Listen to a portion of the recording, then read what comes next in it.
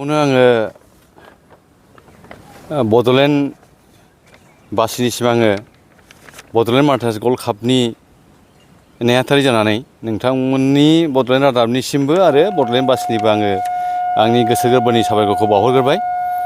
दा गुबुन गुबुन बोसोराव जानाय बायदि देग्लायबो बड'लेण्ड मार्टार्स गल्ड कापआ बेहाय पार्टिकुलार सोरनिबा नाम नङा मार्टियार्सआ जेसेबां माने बड'लेण्ड सोमावसारनायाव मुंख्लं जालांदों गावनि आगोमा जिउखौ बाउसोमलांदों बे बिथांमोननि जेसेबां दङ बिथांमोननि मुङै जों बेखौहाय होबाय थाबोदों। दा देग्लायहाय बियो 22 बार एबाराव जागोन खेब जागोन आरोखि एबारनि माबाया मार्टियार्स गल्ड काप फुटबल टुर्नामेन्टआ। दा बेवहाय जोङो ओरैनो एकोमोडेसन हिसाबै नोंथांमोनाबो नुखानायखा बयबो नुखानायखा दाखालि बेहाय आइएसपिएल जादोंमोन मोनब्रै खेलायानो जादोंमोन बेहाय। दा बे एखे एकोमोडेसना दंबाय थायो जास्ट एसे खम जानो हागौ दाखालिनिफ्राय एकोमोडेसना खिन्थु गेलारि थेलारि फ्राय एखेयानो दंजोबो। जे जोङो एकोमोडेसनखौ बानायना होदों गुबुन गुबुन बोसोराव जोङो बेहायनो बानायोमोन टिकेट लानानै बानायो जोङो माखासे खिन्थु टेकनिकेलि प्रब्लेमाव जों गोग्लैयो। टिकेट लानायनि खारना जाहैबाय टिकेट लायोबा मोनसे डिसिप्लिन फैयो आरो मोनसेया जाहैबाय प्लेयारफ्राबो एसे टिकेट लानानै गेलेनायाव बिसोरबो एसे साबसिन मोनो आरोखि। टिकेट लानानै जे जों माबा मोनसे रां खामायगोन बे नङा आरोखि उद्देश्यआ जाहाथे जोंनि मार्टियार्सफोरनि जे जोंनि मार्टियार्सफोरखौ जों सनमान होदों आरोखि बे सनमान हिसाबै जों क्लाबखौहाय जोङो लेंहरनानै इनभाइट खालामनानै बे खेलाखौ होबाय थाबोदों 22 बार जाबाय दाजों। बाथ्रा जाहैबाय बे ट्रफिया नेसनेल लेभेलनि मोनसे रेजिस्टार्ड ट्रफि आरोखि बे स्टेट लेभेलनि नंला नेसनेल लेभेलनि। नेसनेल लेभेलबाबो खिन्थु एबाराव जोङो एसे माखासे टेकनिकेल प्रब्लेमनि थाखाय नेसनेल लेभेलावनो दंबाय थायो ट्रफिया खिन्थु जोङो लकेलनि टिमखौ जों बांसिन बड'लेण्डनि टिमखौनो जों बांसिन प्रायरिटि होनानै जों खेलाखौ होनो नागिरदों। खारना जाहैबाय जोंनाव दा मोनसे दोहौबो फैदों सिगाङावबो दङ दाखालि आइएसपिएल जानायनिफ्रायथ' बांसिन बे दोहौआ फुटबलनि दोहौआ बांसिन फैदों। ओंखायनो जोङो जोंनि बड'लेण्डनि टिमखौनो लाजोबनानै जों माबोरैबा जोंनि गथ'फोरखौहाय गेलेग्रा बिथांमोनखौहाय माबोरैबा जोङो साबसिनै जोङो मोनसे गोसोखौ जोङो गोख्रोंसिन खालामनानै होनो हायो नामा बे असिलायै जोङो एबाराव फ्राय लकेलनिखौनो लादों। बेनि थाखायनो जोङो एबारावबो दाखालिनि आइएसपिएल रोखोम जाद्रायाबो होननो हाया। बाथ्रा जाहैबाय क्लाबाव जथ'बां दङ जथ' प्लेयार दङ जोंनि बड'लेण्डनि बा एसे बाहेरानिबो बेवहाय गासिबो क्लाबाव रेजिस्टार्ड प्लेयार नङाबाबो बिसोरो लन लाबानो मोनो नालाय दाना प्लेयारा इमिडियेट नोङो लना दसेनो जायो नेटजों जायो नालाय दाना अनलाइन जायो नालाय। दा बिसोर बिथांमोना बिदि लानानै गेलेनानै टिमा बिराद गिदिर गिदिर जाजोबो आरोखि गासिबो। बेहाय जोङो एबाराव 10था टिमखौ जों लादों।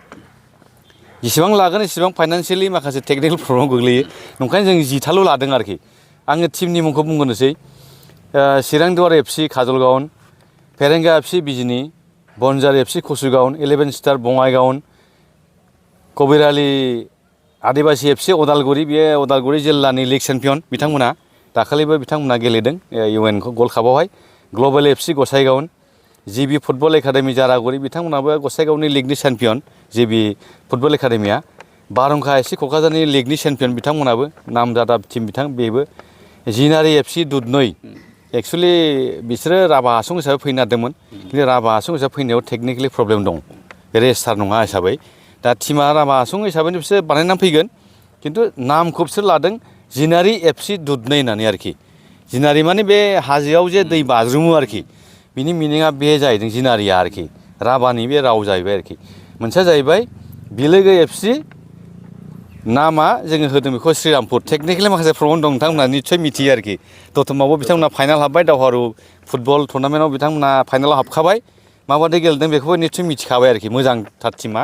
आरो जोंनो खोथा होदों मैयाबो आं रायलायदों खेलानि सासे दैदेनगिरि हिसाबै बिथांमोनहा बुंहरदों जोङो साबसिन लांबावगोन बड'लेण्ड मार्टार्स गल्ड कापआव जों साबसिन लांबावगोन।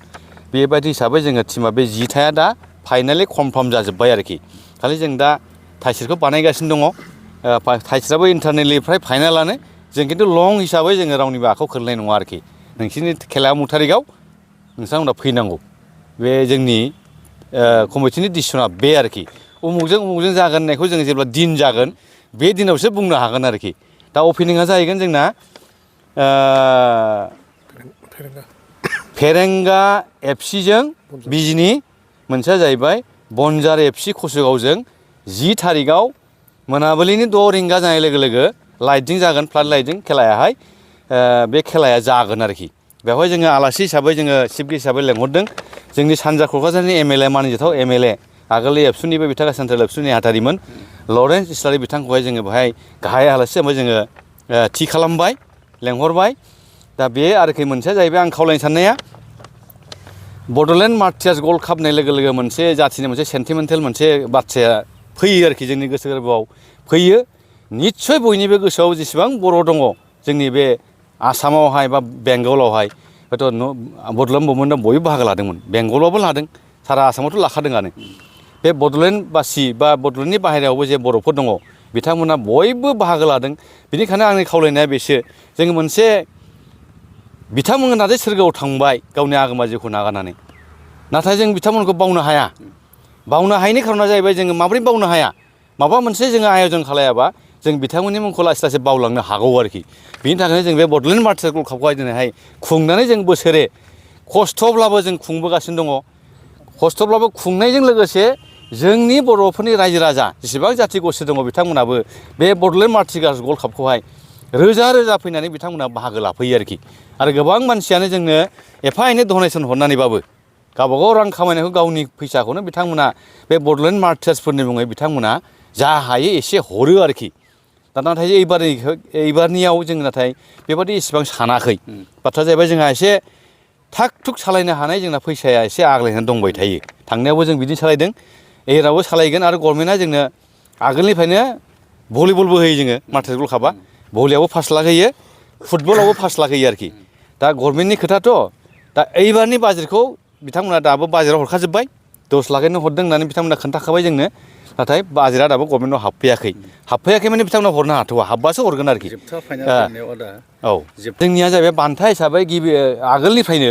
दिनैसिमाव बे एखेयानो दंबाय थायो जाय देरहासार जानो हागोन 1 लाख बिथांमोना चेक मोनगोन आरोखि चेक मोनगोन आरो जेननाया 50,000 रानार्सआपआ मोनगोन बेस्ट प्लेयारा मोनो 5,000 रां आरोखि ट्रफिजों लोगोसे ट्रफिया जेननाय देरहानाय आरो बेस्ट प्लेयार गासिबो दंजोबो आरोखि आंनि खावलायनाया बेनोल' जाहाथे 10 थारिख फैनाय लोगो लोगो गाबोन सानसेल'सै सम्पुर्ण खेलाया जागोन जाहाथे नोंथांमोना बड'लेण्ड बासिया बयबो गुबुन गुबुन बोसोरनि बादिनो फैनानै बे खेलाखौ बाहागो लाफैयो गेलेनायखौ जाहाथे गेलेग्राफोरखौ बिथांमोनखौ उत्साह होफैयो बेजों लोगोसे मेन खोथाया जाहैबाय जोंनि जे मार्टियार्स जालांनाय बिथांमोनखौ जों सोरगोआव जे जोङो दा बिथांमोना दंबाय थायो बिथांमोननि आत्माया जाहाथे सोरगोआव आलो गोजोनै थानो मोननायजों लोगोसे गावसोरखौ जे जोङो सनमान होबाय थायो बेखौ जाहाथे जों देखायनो हायो बिनि थाखाय आङो साफ्रोमबो बड'लेण्ड बासिखौ आङो खावलायनाय थाबाय